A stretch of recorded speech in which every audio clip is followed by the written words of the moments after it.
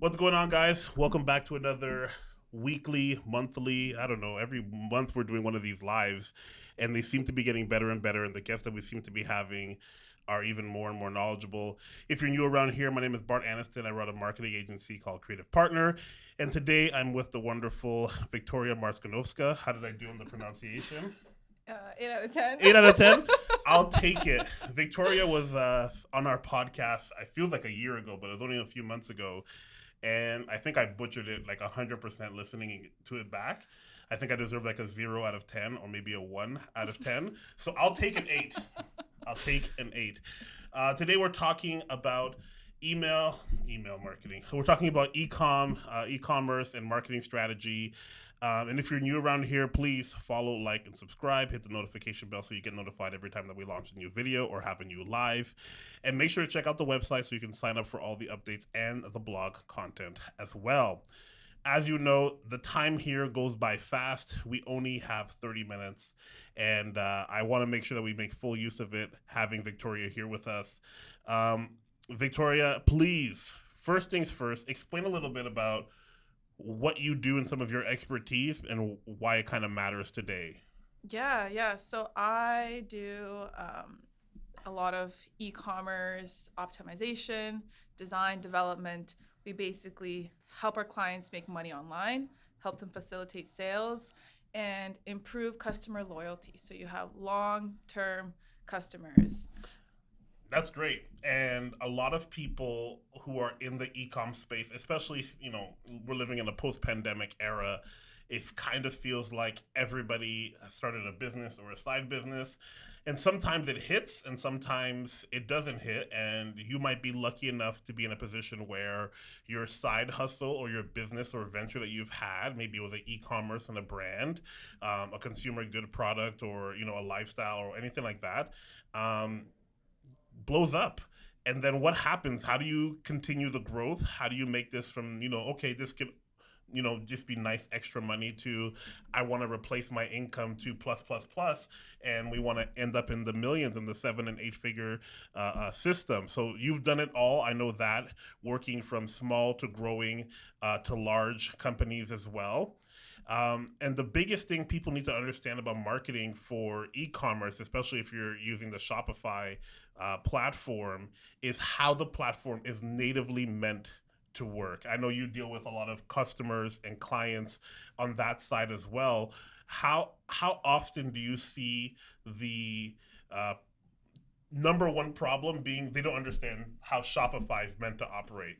It's not just like a regular website, and sometimes they just think that you can just run it like it's a regular website. Yeah. It's crazy. The amount of functionality that Shopify offers and the limited knowledge that a lot of my clients have is very interesting to discover, mostly because Shopify is meant to have a lot of integrations with it. It's meant to, full scale your whole operation, whether it's marketing, third party inventory management, all the way to store customizations. You have so many options. So if you're using them to your advantage, and as well as Shopify intended you to use those tools, you're set up for success at that point. But again, it's making sure that everything is connected properly. The tool is only as good as you set it up to be. If you just place it there and not use it, then obviously it's not going to work. So optimizing these things, whether you're working with different social media platforms, different management CSM platforms, whatever the case is, as long as you're on top of it and you know what you're doing, you're definitely on your way to growth. Yeah, Shopify is definitely the front runner in the e-com space, at least for most people. I know there's some custom platforms, stuff like that you can build out.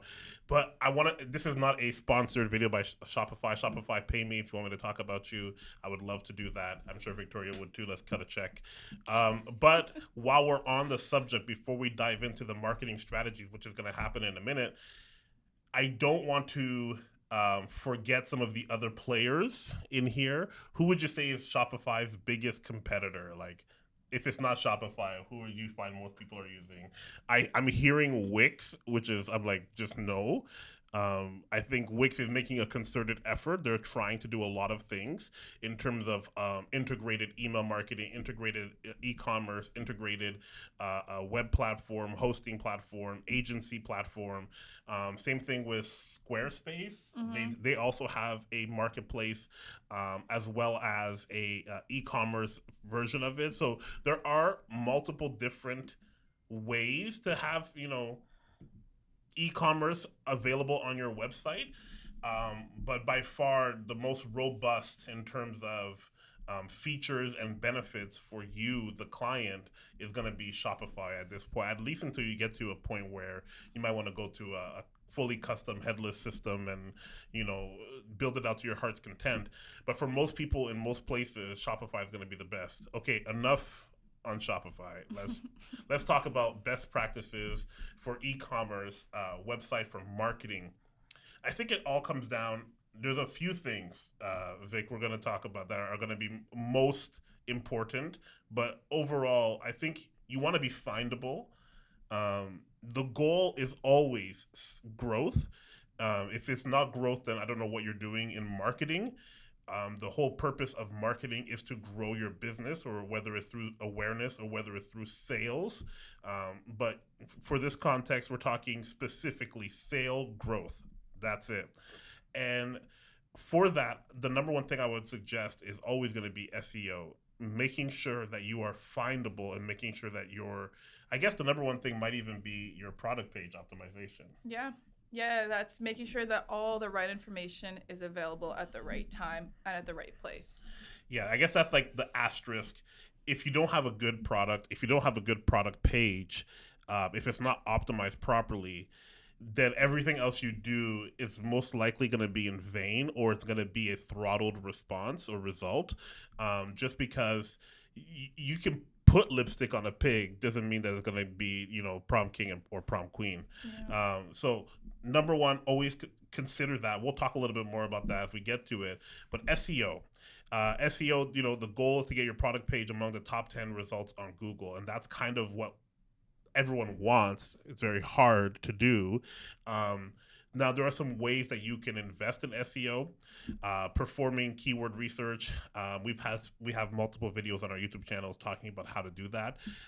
Making sure that your keywords on your page, your URL, your product description, your blog, optimizing your website structure and creating good user experience. How do you help customers have good user experience on your website? Multiple ways, making sure that all the pages are findable and that they have the correct call to action, the correct headlines. So whether you're using specific keywords that relate to your customers in terms of, what they're feeling at the moment or what the benefits are for them to buy your product, as well as, making sure that the products are findable in terms of categories, collections, they're relatable. But, going further, it's really showing them what it would be like when they actually purchase your product. So that is sell the lifestyle, exactly, not just the items. Exactly. Yeah, it's the mundane administrative management and organization of your inventory and how you categorize your products. It sounds very boring. It's not sexy at all, but that's like the nitty gritty of how these, search engines are going to be able to find you and understand your categories and understand your product pages and be able to serve it to the right people without you having to spend tons and tons of money on pay-per-click or any type of ads that you might run as well. You also want to consider, building backlinks from other reputable websites. Again, if you check out our last lives from this year alone, you'll see that we've talked about this a few times with Daniela from Findable Digital Marketing, as well as a keyword-driven FAQ section on your website. So it's not an e-commerce website, but we added a FAQ section to one of our sales landing pages for one of our niches that's very specific about the process and what would happen. The increase in traffic and how much Google allows us to now show up on top results is astronomical. Add keywords in your add a FAQ section no matter what, and then make sure it's optimized as well for SEO. This is going to help you guys greatly express why you're uniquely different. What are the core benefits to the product that you're trying to serve to people? And if someone has a question in your niche or area, answer the question in an FAQ on your website, and people will be finding your website for the answer to their question. But then they'll also see all the other products that you could upsell and cross sell to them, which we'll talk about in a few moments. So first thing out of the gate, SEO. We got to make sure that you do it.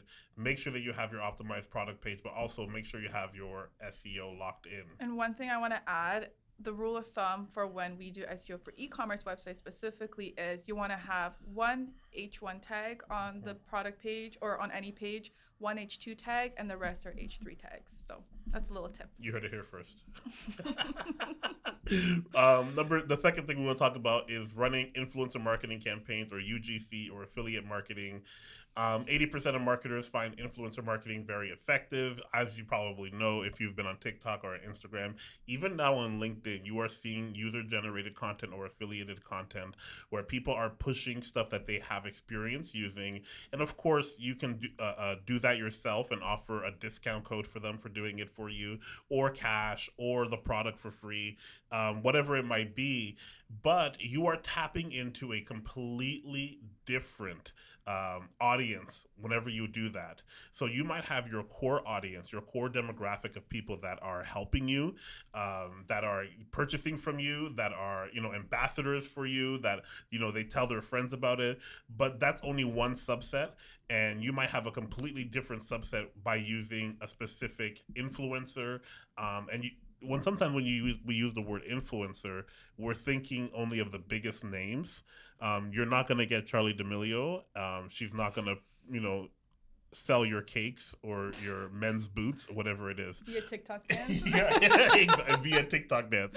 So you might as well find somebody who's in your niche, who has a larger following, who maybe is looking to do this already, or you can put it out there that you're looking to do some user-generated content through a survey on your website or whatever it might be. People that have already purchased from you, they'll feel honored to be a quote-unquote ambassador or evangelist for your product and be able to create some great stuff while using it, and they get some free stuff out of it, and you get some great content out of it, as well as affiliate marketing. It can be very beneficial depending on the type of product that you're associated with, but it helps you reach that new and different audience and kind of cross-pollinate the audience and see, not only do we find this segment to be very valuable to our business, we've now found an auxiliary or secondary, tertiary audience that can help us. So find some creative people to work with. They'll make some great content for you that can help your sales as well. You guys don't do any UGC stuff, or? No, not directly. But a lot of my clients, they do have affiliate programs. Mm-hmm. They have creators that work with them and influencers, and the impact that it has is so big and it's so positive because people trust other people. Yes. People don't trust brands. People trust other people and their experience. Brands can say whatever they want, but when you're authentic, when you're true and real to your community, as an influencer, as a creator, you have much more power over influence. So, when you create that very niche, direct group of people that you often speak to, you're able to sell to them a lot easier, mm-hmm. and have a much lower rate of investment. 100%. And we want people to get the most value out of an experience. Mm-hmm. So if you can showcase the lifestyle and how it could actually integrate in their life already right now, that's going to help them make a quicker decision, or go through your pipeline a lot sooner, or be more primed for the purchase or decision step. So you want to make sure that you're considering that. Don't just go at it from the straight ahead creative standpoint where, which is what we're going to talk about next, PPC. But, I would just want to go through and make Instagram posts and how come no one's buying from me. Well, maybe you want to showcase how this product lives and breathes in the regular world through other creatives who can tap into their audience and their following as well. Okay, pay-per-clicks campaigns. I know you work with some people who have done this before. You've seen some good and some bad results. Everyone has. There's a difference between, me running an ad myself when I didn't know anything versus hiring a agency or hiring a consultant who does that specifically. In my case, we hired somebody on our team who is certified to run campaigns. There's a big difference when you are leveraging the information that you have based off your target audience and based off of your custom audiences and lookalike audiences to kind of help leverage, a promotion or a campaign or elevate sales for a certain season like the holidays that are coming up right now. What do you see inside of PPC and SEO, sorry, and Shopify and integrations between sales and people that it actually helps them between, having an ad versus not having an ad? The relation could be different based on a number of things. A could be budget. So how big is your budget that you're actually implementing into these paid ads? And then also how good is your strategy in terms of, how good's your content? Are you having the right reach? Do you have the right audience to actually convert? As well as what your product is, right? So if you have a product that converts well, that resonates with a lot of people, then obviously this PPC method would work really well for you. However, it's not as sustainable as it would be trying to gather more organic reach and more organic results. Mostly because, like I said, unless you have a major budget that you can run with consistently, it might be very hard to do long term. But it does build up momentum in the moment. However, I see a lot of organic content performing better in terms of, like we just talked about, whether it's creators or influencers, creating very organic and very relatable content so that you can see yourself using the product versus just being sold to. Customers are too smart for that these days. 100%. An ad can be good. Yeah. You do also have to then consider the complete cost per customer acquisition. Like, how much is it going to cost me to gain an actual, not just a lead, but a customer? And I guess you would have to average that out and see if it's worth it based on your average cart or purchase order. What's that average? Because if it's costing you $20 to acquire a customer, but your average purchase average purchase on your site is $22.50, yikes. I don't know how you're going to pay your overhead or whatever. Going out of business. You're going out of business. Maybe it's time to either up your price, find a different way. And I'll take a moment right here as we only have 12 minutes left in this live. I told you guys it goes really fast. You can't do all of these things. You have to pick which ones are most aligned with your overall marketing strategy and your content strategy. Trying to do everything on here, unless you have a full-fledged team, and if you do, you're probably not listening to this live. But if you want to try to do all of this, you're going to need so much help and so much resource. There's no way that there's a cost benefit to you if you're at this stage. But if you're looking for growth in sales, pick one or two of these things and focus on them for at least 6 months and then evaluate the results. How much time and money is it costing me to produce great relationships with creators, or to upsell, or to hire a SEO consultant to come in and help me, and then make a decision as you want to continue. All of your marketing efforts are going to be a longer term relationship. So you might as well get comfortable and start to do 6 months at a time, or maybe even 3, but I would say 6 months, especially if you do the SEO one. It just takes time to build that reputation and people to see you multiple times. Okay, so PPC ads, predominantly, Facebook, Google. I would say TikTok now is huge. There are so many TikTok ads. Everybody and their mother seems to have some random product that they're the UGC about. Some of them hit really well if they know what they're doing. A lot of them on TikTok, gotta say, are not that good. You really have to vet the creator that you are signing up with to really make sure it's a really good fit. And I think that will help as well.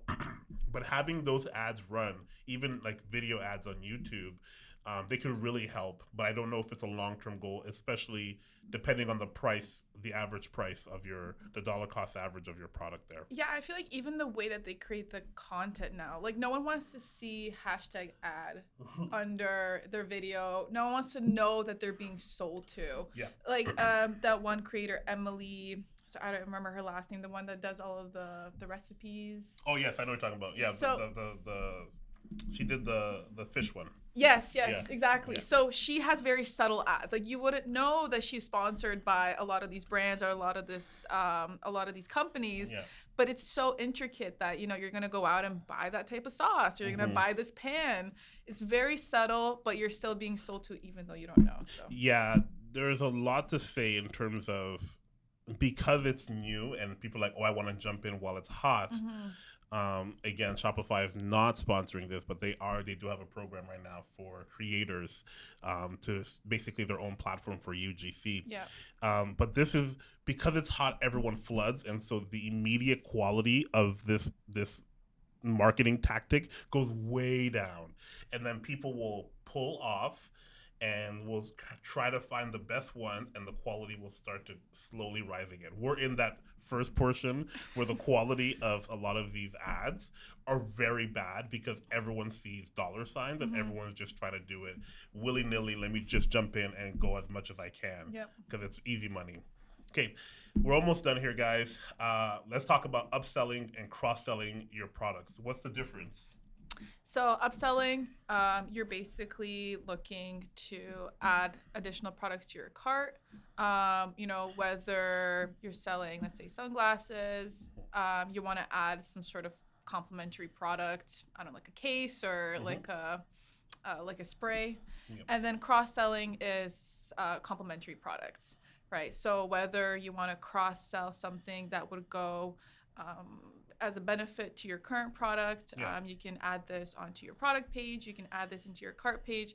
But the whole point of both of these is to increase your average order value, right? So to increase your basket size, to make sure that you're hitting those numbers so that you're still profitable within your transactions. Yeah, you don't want to only have single item baskets, no matter what business you're in.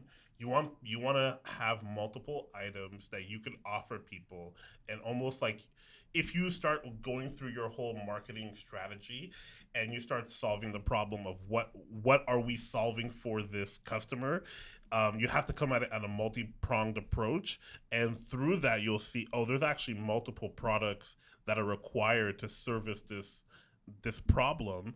And then when someone comes to your website and looking for this handmade good, now you can show them the other stuff made with the same material. If it's a leather good, show them the other leather goods that you make. If you want to upsell them, get them with a buy one get one. Those are immediate ways for the impulsive and for those who can't turn down the deal because of the value, that you're going to immediately increase your average order size just because you offered it to them. And I think a lot of that also comes in with your automation and how you leverage that as well. And we're going to talk about that next. I know we're running out of time here, but let's talk about email marketing, because I think this is huge. Yeah. I'm a huge proponent of owning your audience. If something were to happen to your Facebook or your Instagram account, there goes your entire access to your audience. So dollar for dollar, email marketing is one of the most cost-effective ways to talk with your audience. And the latest stats show 87% of marketers use email marketing to distribute content. We use it ourselves. We see great open rates right now. We're still pretty new at it. But in terms of automating your connection points, helping to upsell or cross-promote, there are so many ways that you can use email marketing. What are some of the things that you're seeing with some of the clients you're working with? Yeah, I mean, a lot of tactics that are used is campaigns. Yep. So whether they send out, 4 to 5 campaigns per month, if they have a large catalog, highlighting some major holidays, some promotions that they have going on, some ideas.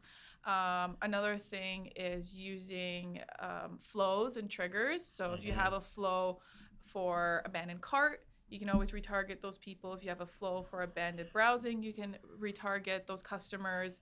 But mostly it's the control that the customer has over receiving these types of notifications. And then obviously segueing into SMS marketing. So, a lot of big brands like Gymshark, for example, they're testing out their different pinpoints and interactions to make sure that you are receiving a more personalized experience and that you have some sort of personalized offers and just really taking control of what type of products are coming to your phone. Yeah. So the best way to think about it is, instead of waiting for somebody to open up Instagram or Facebook or TikTok and for them to see by chance if an algorithm will deliver your post or your ad or your message to your audience, email allows you to have a more intimate relationship with your customers, and it goes directly to their email box. And as long as you respect them, they won't unsubscribe to you. And as long as you add value, they won't unsubscribe to you. So you can do things like the post-purchase follow-up, asking them how they're doing. You can do a survey, asking them for some feedback about this product. If they're invested, or depending on what the product type is, they might want to do a survey on that. The abandoned cart, like you spoke about, the reviews, we'd love to hear what you think. That's a great way to garner reviews, is directly through emails, because you know specifically what they purchased and when they purchased it. So you can time it so that they've had a chance to use it, maybe wear it, and then you can ask them and say, hey, how is it going? Is this something that you want to give us some feedback on? We'd love to have the feedback. How important are reviews when people are making decisions on like Shopify or e-com platforms, and they see that user generated not content, but reviews, there's something that is helping them make a decision? Do people really care, or do they think it's fake? Yeah, I feel about over 90% of customers actually look into the reviews, especially if it's a high ticket item. So high ticket items could be anywhere, depending on what your budget is, could be anywhere $200 plus. A Givenchy bag, maybe. Yeah. Yeah. So depending on what your budget is, you got to make sure that what you're getting is exactly what you see on the screen. And the best way to validate that in that moment would be through reviews. Now, there are some circumstances where reviews might not be the best case. If you're selling fresh food online, sometimes it's really hard to navigate what. These oranges were horrible. Yeah. They were not fresh. Yeah, the very specific and very critical customer reviews could actually hurt the business. So you have to be very cautious in that case. However, most of the time, reviews definitely help facilitate the sale. And if you can reward your customers for giving the review, then you obviously build loyalty and you care about their feedback, right? So you're showing them, thank you for purchasing. Here's your time to tell us what you think and how we can make it better. 100%. We have 2 minutes left. I want to make sure we go back to this. I know we started with it, but I want to end with it as well. It's your whole marketing effort's only going to be as good as your website, your organization of the content, if you have lots of products, and how good your product pages are to convert. And you want to make sure that you are leveraging that information that and you can watch some of our videos that we've posted on this before. Of course, you can always reach out to Victoria. She does this for a living, so you have to decide, what is it that is the most important to me? Do I want to be somebody who is making decisions from the standpoint of the owner and the business owner, or do I want to hire a consultant who knows what I should be doing and can help me along the way? You want to optimize your product pages, okay? Like, I don't know how else to say it, but that's why you're losing sales. Yeah. That's why things are dropping off. That's why you can't seem to capture those missing opportunities. It's because your product page is not showing people exactly why they need this in their life. It's not overcoming their objections. And if you've done your research and you've been able to identify the challenges and opportunities, you can develop, a test to see which one is working the best and start to literally narrow in on the right people to convert on this page, and the results are going to be fantastic. Yep. So something like A/B testing, best UX UI strategies, making sure that all the information is there right at that moment. Awesome. Victoria, thank you again for being here. I know we only got 1 minute left. Check her out at finerpointscommerce.com. That's finerpointscommerce.com. Victoria, where else can people find you? You can find me on Instagram at finerpointsecom. I thought you were going to give your personal for a second. I'm like, if not, that kind of live. And of course, check us out at creativepartner.ca. You're already at the YouTube channel, so check out the other content. We've been releasing a live consistently every month for the past 15 months, and we have 2 blogs every single month. So we talk about e-commerce and customer journey on our blog this past week. Go check it out. Thank you guys so much for being here, and peace out. Bye.